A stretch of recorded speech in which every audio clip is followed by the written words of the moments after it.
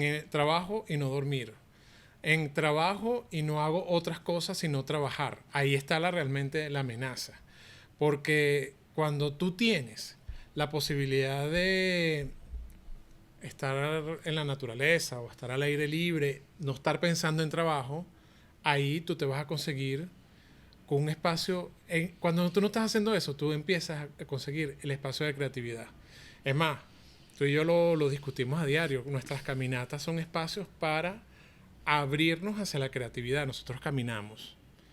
No corremos todavía, estamos caminando. Nos jugamos pádel, No jugamos pádel. caminamos. No, mientras caminamos nos burlamos de la gente que juega pádel.